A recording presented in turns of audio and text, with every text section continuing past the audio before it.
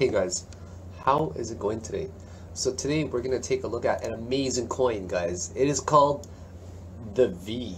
Everybody loves the V. Don't you guys love the V? I love the VeChain chain. Is it called the VeChain or is it called VeChain? Whatever it's called. I'm just kidding, guys. We all know it's called VeChain, okay? It's going to be a fantastic coin. I just wanted to share with you guys a really amazing photo as well, okay? First of all, this is the analyst. Yes, guys, I am white in this photo, okay? I am so white, but I'm Asian, just to be really clear, okay? But what they call me is the Twinkie. They call me the Twinkie, guys. I'm the Twinkie, obviously, because I'm just yellow on the outside, but I'm white on the inside, you know? So that's me. That's the analyst. You always have to give credit to the analyst.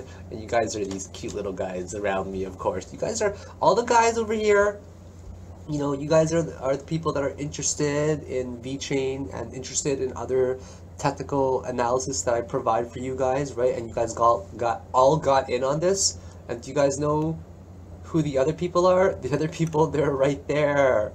They're right there on the other side of the fence. Now I know that bulldogs, they can't go in the water, right? It's not, they can't swim without a life jacket, right? Because they're fat little bastards, aren't they? And they like to sink. But that's you guys right there on the other side of the fence, you know? You guys are just looking in on us and you're like, hey guys, what are you guys up to? And we're like, yeah, not too much. We're just getting in all these coins with Mr. Fibonacci here. You know, he's making some pretty good predictions and we're making some good money.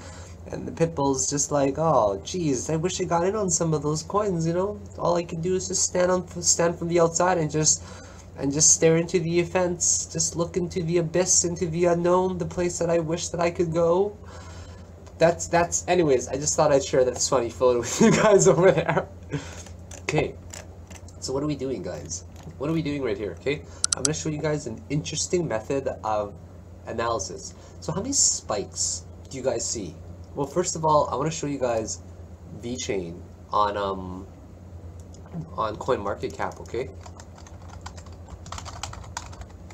You know, I actually checked Hydran's, him and I, we always like, yeah, good ideas from him, but I agree with him actually.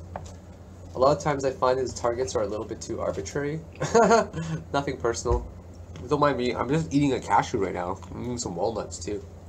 CoinMarketCap, VeChain, it's traded heavily right now. You guys missed the hype on it. About $250 million traded daily on Binance. It's really popular on other exchanges. I'm sure that we'll end up seeing it on bitfinex and Bittrex sometime soon. So in terms of CoinMarketCap ranking, they're ranked 31, so definitely up there right now and worth giving my TA to. Now I'm gonna ask you guys a question. How many spikes do you see above the 70 RSI? 1, 2, 3, 4, and 5, right? You see 5 spikes there. 1, 2, 3, 4, 5. Now if we draw arbitrarily, not arbitrarily, but methodologically, okay?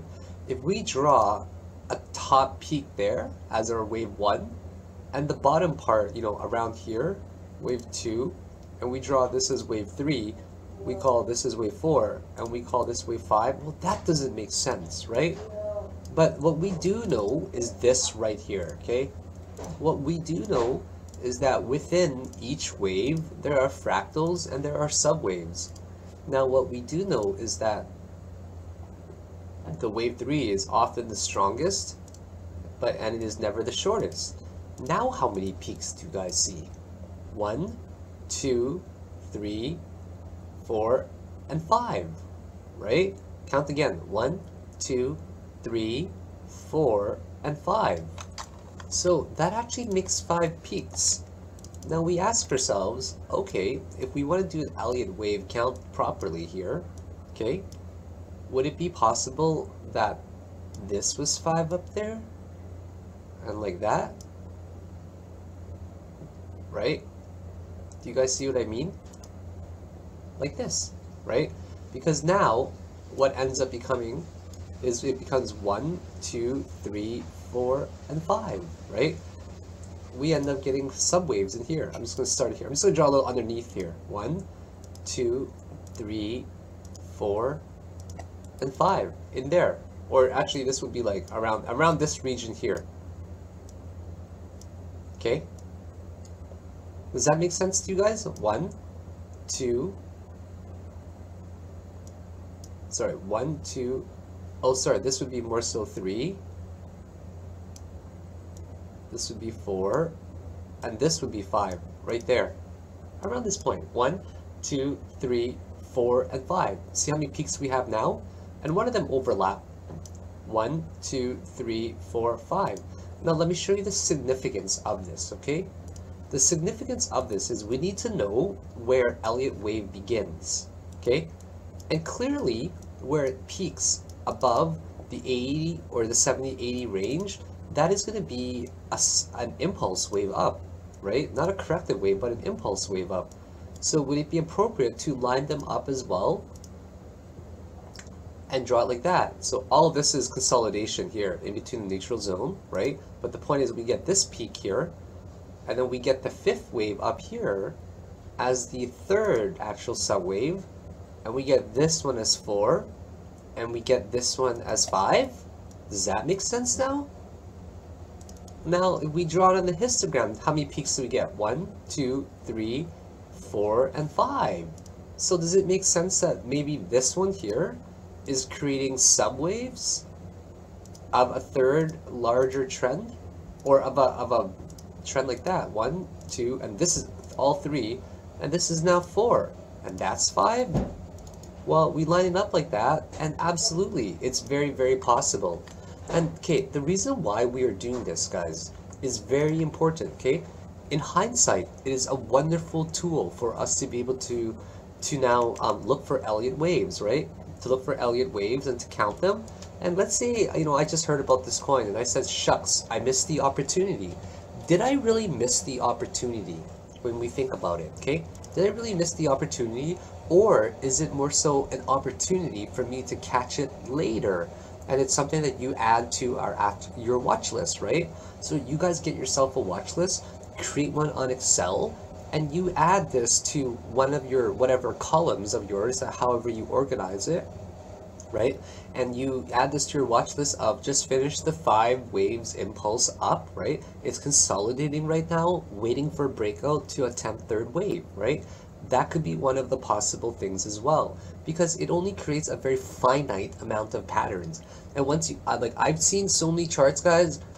I've probably seen more charts than people have in their entire lifetime.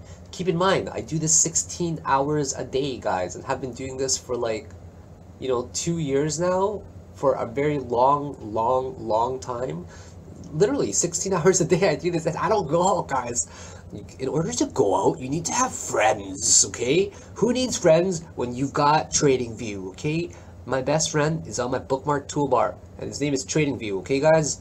TradingView is the best thing in the world, and it's all that you need. So I've seen so many charts and so many coins, guys. Like I'm so old school with crypto. Like I remember almost every single coin out. I've been trading since, man, geez, for example, last year, okay, or the year before, I've been trading Digibyte since it was fractions of a penny. I was one of the guys mining it when you would get 50,000 to 100,000 a day, on video cards.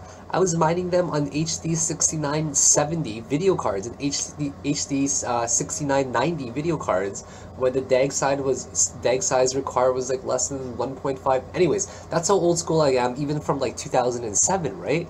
So I've seen so many charts, and this kind of stuff lets you identify for the future, right? Where you can plan an entry and where you can plan an exit, right?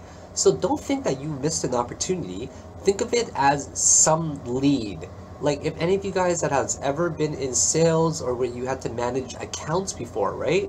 where you have to manage accounts by getting new ones, or just getting like a funnel system, right? Like a pyramid system where you're trying to push things through this pipe so you can get more and more and more leads. So when the time comes, you can evaluate the risk and the reward, and you can make the educated decisions on whether this risk is worth it to you or not. So I'm gonna give you guys a play-by-play on what we do in situations like this now, okay? And this is gonna consolidate, guys. I wanna be upfront with you guys first, that the first thing that we always do after a 5-wave impulse up is we draw Fibonacci to see how much is retraced, and we realize it has retraced Jack. Okay, it has absolutely retraced Jack right now, and it is probably going to retrace more. So first of all, we identify the shape of this. We identify that it is parabolic. How do we do that? We just keep drawing extended support lines that we see, right? We just keep drawing extended support lines that we see. And what do you guys notice about the shape? What you guys notice about this shape is that it fans, right? It fans, and this is acting as a support right now in here, right? This is the main support. And what you'll notice the most right now is that this is absolutely 100% fanning out, right? It's fanning upwards like that. And parabolic moves are a beautiful thing to catch. Parabolic moves are beautiful because you don't really have a downwards channel, right? You have different levels of support, right? Different levels of support. Do you guys think this level would ever be reached again? Probably not, right? I mean, in order even for the lower one to be reached again, this one here, we would have to hit a 6.8 Fibonacci region. So we're looking at, you know, we're basically just looking now and just getting some relevant points of where respectable retracements could possibly be. But right now what we want to do is we want to look into here, okay? And this one here looks like it's making either a 353 or a 535. 1, 2, 3, 4, and 1, 2, 3, 4, 5. Oh, that's so easy to count, guys. That's just so easy to count, this one. So I'm going to draw it out for you guys right now, like how easy this is to count. Okay, this is wave 1. That's clearly wave 2. This is wave 3. Wave 4. Look how perfect wave 4 is. It's only the wick retraces to wave 1 territory. To me, that's perfectly fine. And this is wave 5. Do you guys know what this makes in here? It makes an ending 5th wave diagonal, is what they call it. Where here, it counts like this, okay? For all of wave 5. 1, 2, 3, 4, and 5. Do you guys know what this shape is right here? This shape right here is a wedge, okay? It'd be considered kind of like a wedge, where you would just draw it like that. Or a channel.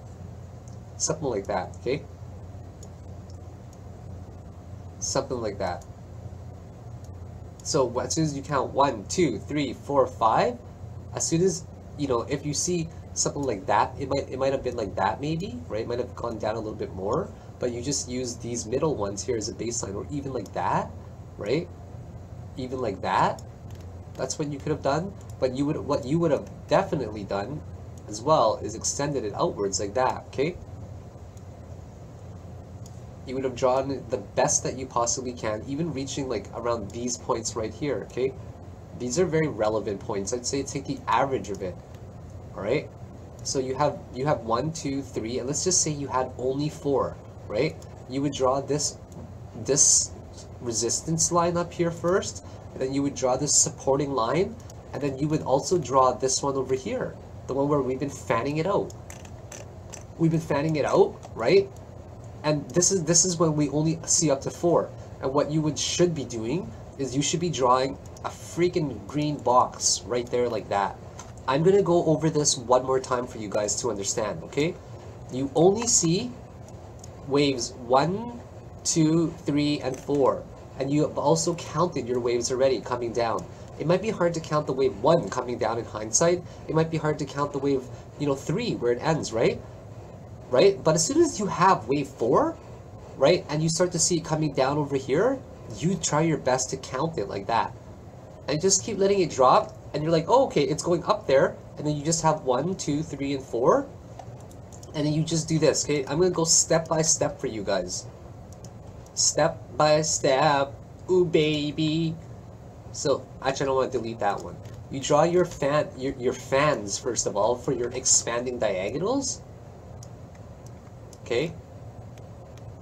Just draw them in different varieties. This one here, I'm basically taking tip to tip, or just pretty much the average, right? And I'm taking these lines right here as well, right along the EMA, right? That's best as I can. You know, I'm not gonna try and make it perfect. And then you have points 1, 2, 3, and 4 formed, and then you draw in like that, right? You see it wedging into here first of all, and then you also see other relevant points like that. Get the average the best that you can, and what do you guys notice? You notice it all wedging into this massive apex point. But what do you see more? Do you see more resistances to come down, or do you see more supports to bring it up? Well, imagine something, right, that's falling, okay? It's falling, and then it falls into a support region where it's getting caught, right? It's getting caught right there. Not only is it getting caught right there, but something stronger than this one right there comes into play. Something even more stronger with more strength and more force that can make it bounce back the other side. So think of this as a little slap to push it back up, and think of this long one right here as a massive slap to push it back up. Does that make sense, guys? That is how you play these waves A coming down, okay? And now, this made wave A, all of that, this is now B. And we're clearly in a C coming down, right? Right? 1, 2, and I can probably extrapolate a lot of this. 1, 2, 3, 4. This is probably 5. Okay, like I'm in a 15-minute time frame now, so I'm doing Elliot wave on a very tiny scale. This is the first wave diagonal, like that. First wave diagonals can overlap. You guys can go look at Elliot wave if you don't believe me.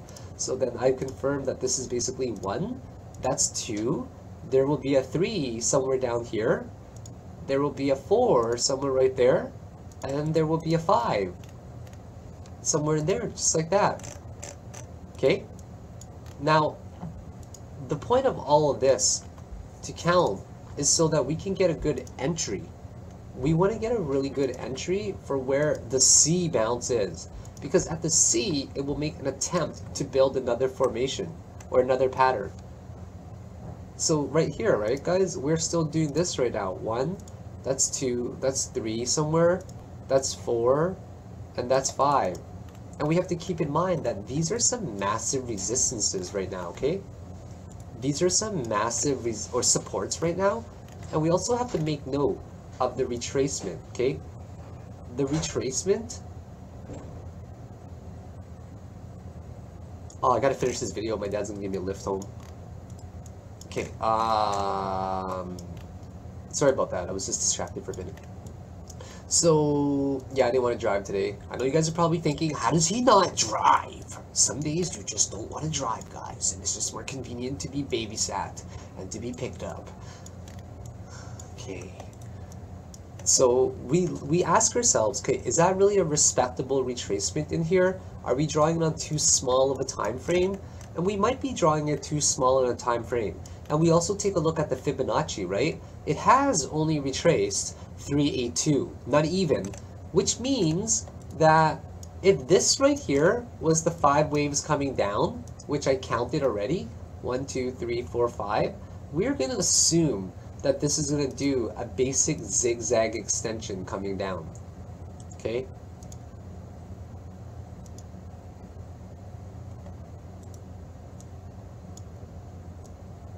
Okay, let's clone this first of all. Just gonna clone this. What we notice first of all is that the magnitude of the first wave and the magnitude of this corrective wave up is pretty much identical, right? Here's the one right here. here's the one right over here. Magnitude wise, it came down almost the same and it went up almost the same. So this is what we call a 1-to-1 ratio. So when we use a Fibonacci extension tool, right, from the bottom there to right here, it makes an exact 1-to-1 extension. And if it does make an exact 1-to-1 extension pretty much right there, we would be hitting around, finally I'm going to say a number, around the 33810, right? And that is also going to be hitting this specific zone right there. Not only is it going to be a 1-to-1 extension, the 33,000, like that range right there, 33,827 Satoshi. But, guys, it is also going to be hitting this zone right here. It's also going to be hitting the zone where this fans out and actually meets okay, it may not be exactly right here, but it might be, you know, slightly over here. But the 382 Fibonacci level at 34,000 range right there also happens to be exactly where this parabolic support ends up meeting it, right? But I'm sorry to say, guys, I don't think that that's going to hold, okay? I don't think it is going to hold. And the reason I say that is because of this. The reason I say that is because for something that moved up this much, a better retracement might be more acceptable. But then again, here's the other argument, right? A parabolic move up will not retrace a lot as well. So we have to argue all the different sides, right? We have to consider different levels of support. And would you guys deny that this one right here that I have in purple, that's a support, right? It's intersecting with these lines right here and this one right here, so it naturally acts as a support, right? Whether people would acknowledge it or not, 100% it is one. So we have to consider different levels of support as well, okay? And this one might be a little extreme how I'm drawing it. Might be better like on a 4-hour chart. Yeah, a 4-hour chart is way better.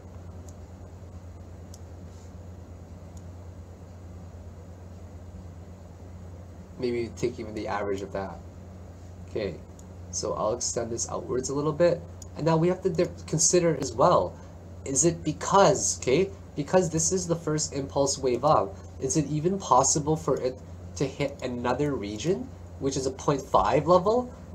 At a 0.5 level, right, it's not as bullish as 382. 382 is a really, really bullish Fibonacci retracement, right? It would be an incredibly bullish coin. So now we have to ask, is it possible to bounce off of this region around there, like say, you know, between 30,000 and 35,000 Satoshi, or is it not going to hold, and is it going to retrace back under 30,000? And we also have to take a, I don't know why that does that sometimes. Give me a second here. I haven't really been trading much today, but I still made like $400 or $500. Yeah, I've been trading Sand. Who am I kidding? Sand's been doing great. It's been not that volatile, but I've been trading EOS and Ethereum Classic as well today. Okay, so did that all delete? Oh man, it deleted. So anyways, this first level here was between 30,000 and 35,000 Satoshi, I think, right? Around there. So this did try to make a B point, right? The B still might be made somewhere up there. But the key thing is just to give you guys insight on how patterns are formed, right? You know, we might end up forming a pattern like this right here, because that is a parabolic move up. And what do you guys remember about parabolic moves up, right? The parabolic moves up, they dash, EOS, Neo, well, you know, just to name some of the big heavy hitters there on bitfinex right now that have done magnitudes in direction, right? So here it was between, I meant for it to be between 35, I think.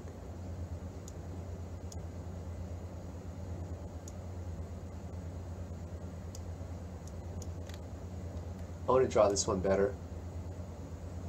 Actually, nah, we're gonna draw like that. So the question is this one gonna break, right? We don't know what kind of pattern it's gonna form yet, Usually we let it play out a little bit more, let it form, and then we go from there. But this is a critical support line right here, right? So it's most likely going to break this, in my opinion. But if it doesn't, and C ends up becoming just like this, guys, we can end up getting an A, B, C, D, E type of corrective pattern. And the A, B, C, D, E corrective type of pattern just looks something like here, right? Just as an example. C, D, and then we just bust out of it, right? Another type, you know, we can get something like that as well, where we get an ascending triangle, where B might even still get higher, and then we break out of it. You know, we can get the other way around as well, where B is like that, right? And then we end up getting a double bottom C, right? We end up getting a double bottom C, and then it breaks out of this neckline right there, out of that neckline, and that becomes discounted entirely, right? And then we end up getting something like that instead, which wedges into an A, B, C, D, E type of corrective pattern. So we're just waiting right now. Everybody's just waiting to see where this C where C is gonna go. And if that ends up not holding, so let's say at ABC ends up doing something like here, right? It goes to here, but it actually breaks down like that. And then this ends up becoming discounted. And then we just go through a series of elimination, and that becomes a C. So then we wait for the C to finish forming like that right there, and then it attempts an actual impulse move up like that. And a lot of the times it fails because it requires a double Elliot wave when this pattern forms, and then we end up getting a 1, 2, 3, 4, 5, 6, 7 Elliot wave double combo, right? This is called an Elliot wave WXY combo, right? So a lot of times it can do something like that. Okay, so we're just waiting to play. This is the most crucial thing to take away from this video, guys. Okay, now I personally think it is going to break this neckline. I personally think is honestly going to break this neckline right here. Okay, it's not going to hold. I think that it's going to end up making more of a consolidation where like this. I might even think that it's going to fall to a different level, because if you look at right here, this buy zone, if it bounced off of this super bullish Fibonacci retracement, now listen to this argument. If it bounced off of here, which is well above the 382 Fibonacci retracement level, there's no other support anywhere left, you know, on the left that even makes it a viable support area. We need to have another touch on there, right? C needs to bounce off of there to give us at least a chance with a descending triangle, right? Or C needs to fall short of it a little bit right on here. But ask yourselves this: where is the next buy zone that you see that was a previous resistance or support? Well, that area is over here, right? This area is right around over here, and usually ABC falls down into a zigzag 1-to-1, which is a typical assumption, into the wave 4 territory, because that's where a lot of activity and price action was before, where it was a previously resistance, it now becomes a support, right? So we think of it logically like this. So is this 382 region going to hold? I don't know. But this region is most likely going to hold. I think it's going to hold definitely 22.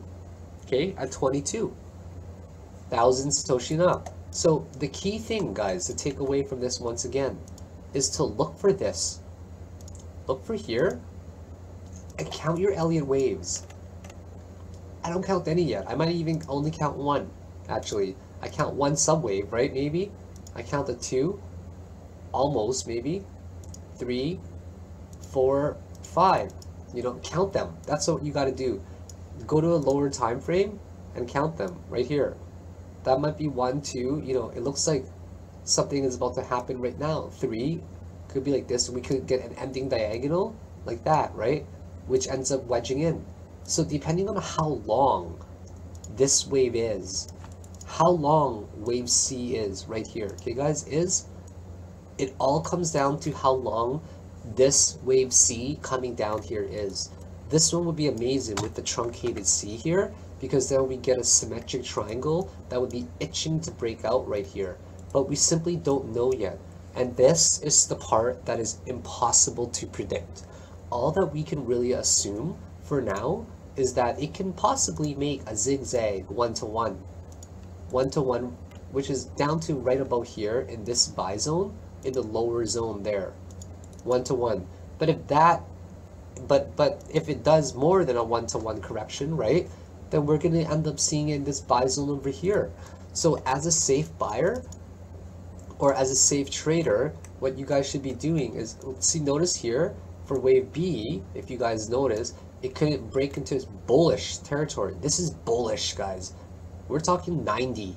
That's bullish, okay? According to Brown's law, 60 and up, or 40, 60 to, 40 all the way to, like, you know, the high numbers to like 85, 90s. That's bullish zone. Bearish zone would be really low numbers like 10, 15, 20s to about 60. And then the neutral zone is usually between 35 and about 65, or 30 to 60. Is this breaking into a bullish zone? Really bullish zone? No, in fact, it's down ticking right now already. In fact, we also see this right here, okay? From here, we see that, which implies ABC has been formed on the uptrend up, right here, okay? This implies right here as well that for the B, right, this ABC is now done, and now we're just coming down. This all looks like wave 2 coming down, right? This all looks like wave 2 coming down. Notice here for wave 1, 2 started over here, right? So this one made some sort of ABC pattern first, or it made some sort of ABCDE pattern before it started to drop down to the third wave, which is always a normal zigzag, and then fourth wave, and then the fifth wave, right? So once again, we're waiting to see how this is going to plan out. What I would do, I'm not trading this coin. I always do T on coins on requests that I also don't trade. But what I would do, and I'm always going to speak from my perspective, because I don't see any bullish signs yet. I see only bearish signs of it just dropping right now, because the third wave is always the strongest impulse wave down, or corrective wave impulse down. Do you know what I mean? Like, it's dropping right now into very bearish territories right now, because here we go. Like, you know, it's dropping into bear territory right now because it's still in the corrective phase, right? So I don't really know even if this was wave 1 coming down here that started here, or even if this is only wave 1 coming down here. But it doesn't change the fact that we are counting on this line to hold right now. We are counting on this purple line to hold right now because it intersects many points. 1 point, 2 major points where it rides along right here, right? 3 major points right here. Therefore, the fourth contact needs to hold in order for us to have a chance to break out of here without a further correction. Depending on how deep into the pattern it goes, it doesn't matter, guys, okay? There are only a few things that can happen. A coin could die and it just stays sideways forever, okay? Just stays forever sideways. But now we are talking about the hottest market in the world right now and the hottest year for altcoins. Not only that, this coin is, you know, it's a top 50 coin, for example, right? It's a top 50 coin on, actually, is it top 50? I don't remember. We looked it up earlier. VEN. What is VeChain? I'm looking it up. I'm sorry, you guys don't see this. I forgot. 17? 31. You know, it's a top 50 coin right now. So it's definitely worth it to be looking at these kind of coins and to keep an eye on it. But I honestly completely forgot what I was talking about there, because I started to drink my coffee there and my mind started wandering about what Ethereum Classic is doing. But yeah, I'm just going to reiterate one more time to make sure you guys understand this, okay? That this always makes 5 waves coming down, right? 1, 2, we don't know where it's going to end, but this is making a critical 4th point, and it might bounce right here in this region, and I'm gonna just highlight it. Like, it might bounce in between the like 38 to 41,000 region, right, to make a C there. But if that one doesn't hold, guys, I need to be very clear with you, okay? If that one over there doesn't hold, then we're gonna end up using different supports that are from the parabola that we got, right? Like that one that obviously doesn't make sense, but this one will make sense right here. This one will make sense because we're using the tip of this one here, and basically an average almost of around these areas. Take a look. Take a look really close, right? Is this a viable parabolic support from here, here, here? We're contacting, okay? So it's a fairly viable one as well. Definitely. And what about Fibonacci retracements? For Fibonacci retracement, right? We take a look at it. Now let's say this one breaks, right? If it breaks, then we're going to be looking at this zone. Maybe in here, right? This zone right there, like around this area. I'm just going to say, like the top end of it, and that will still be a 382 fib region. But if that one ends up breaking, now we're gonna, you know, go to a different lower level of support around there, and now we're gonna go to maybe it'll reach over here. Not likely though, but the more likely around this region right here where there's a heavy price action. So these are your possibilities, right? So it could possibly fall to even between the 22,000 and basically under 30,000, right? And then if it falls below this major line right here, then we're going to be a little bit worried, because all of a sudden it went from a parabolic uptrend, to all of a sudden a massive reversal of hitting something really far down, right? Like breaking even below there. So I'd be a little bit worried about that. So add this to your watch list, guys, just based on all the parabolas that I've drawn, right? I mean, we're looking at by the end of January, guys. Like we're looking by the end of January, and that's like in 2 weeks about, right? And then in 2 weeks, guys, we have a potential to do, like I mentioned, right? You just take your fib extension, right? Go down like that and assume like say a 618, just to be really conservative, 618 extension. So we could be looking at about 72,000 Satoshi there. What kind of gain is that? That's a minimum extension too. Actually, I would probably target 10,300 to be safe. Yeah. Target 1 would probably be a little bit hard in here, right? 72,000 Satoshi, and target 2 higher than that. I'd probably say on the extreme end, 10,000. Sorry, not 10,000. 72,000 Satoshi. That's target 1, and target 2 would probably be about 103,000 Satoshi. So yeah, so we're just waiting for a consolidation, guys. Waiting for a consolidation. It can come in many different shapes, right? For all we know, as well, I'm gonna say it, guys, that for all we know, it could retrace all the way back down to, don't hate me for saying this, guys, but for all we know, it could retrace all the way back down to this region as well and just die off, right? So it's our job as a trader to get an idea of where these coins could be going, and then once it starts to level off, and it's also our responsibility to learn to how to look for signals for when it levels off, to time our entries and our exits as best as we can, because we want to micromanage our positions, right? I mean, we want to maximize and minimize. We want to maximize our top line revenue, and we want to minimize our bottom line expenses, right? So we want to minimize our bottom line expenses by getting the best possible prices and the best base price. So right now, guys, we're only, look how little this is in the 2 hour. It just spiked up a tiny bit and then coming down. It's like, it's absolutely nothing right now to be considered an uptrend. If you guys want it to be an uptrend, you got to make sure that the MACD, for example, who knows, this might end up just curving upwards, right? You guys just have to look for a good candle. What is a good candle, right? you want to see bounce maybe off of the 55 EMA one more time there. You want to see walls of buyers. You want to see a positive histogram.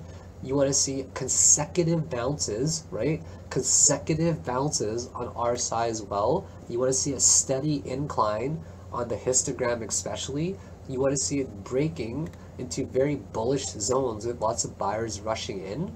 Like right now, it's really oversold. Why is it not spiking up? You got to be wondering things like that as well, right? You want the MACD to be curving in a very positive manner as well, where it has room to be parabolic. Here, it's going up and it's going down, right? We have the histogram that's coming much lower than the previous histogram. That's not a good sign, really. So yeah, we're getting consistently lower and lower histograms as well. And do you guys know how I know that this here is actually in the C position? Now, a wedge can come in a C position, guys, okay? A wedge can come in a C position. Like that. So remember I mentioned earlier that we're looking for 5 and we're about on 2 and probably starting 3. Well, there you have it in a wedge kind of shape, right? That's how it's most likely going to line up, and that's on the 45-minute chart right there. Let's see on the 30-minute chart how it's looking. On 30-minute chart, it's kind of identical right now. Might be more of a channel. Might be more of a channel, but nevertheless, right, we're getting one. That's the second wave right there. This is the third wave that's still forming. That's going to be coming down. And then the fifth wave is a corrective one, or the fourth wave corrective, and then the fifth wave down. And then we see the magnitude of the C wave, and we try to count Elliot waves. I only count 3 right now, so there's still ways to go down. So there you guys have it. Those are my thoughts on VeChain. I hope it has helped you and brought you some insight. Always please be cautious, guys, and never have FOMO. Never have FOMO. FOMO is the one thing that's going to make you lose more money than anything. So always make these rational decisions and think about it very thoroughly and very through, and make sure you meticulously plan your entries and your exits so you can make sure that you stay profitable over time. If you guys have enjoyed this, you're welcome to take a look at it on Steemit as well for a small blog version of this. And I'd appreciate an upvote as well, of course. And make sure you guys like, subscribe, and to my YouTube, to my Twitter, etc. I post a lot of good content on Twitter, or I think it's good at least, or my mom says it's good, guys. My mom says it's so good. She's like, yeah, he's posting about cryptocurrency. I'm like, Mom, you don't post about cryptocurrency on Twitter. You tweet about it, okay? You tweet about it, Mom. So just gotta make sure that she gets her terminology right, And I also have a cryptocurrency piggy bank for my dog Luna. You guys are welcome to donate to that if you ever want to, if you think I'm doing something awesome for the community. And have a great day. I hope you guys enjoyed this, and it has brought you some awareness, and it's brought you something new to the table. So have a great night, guys. See you.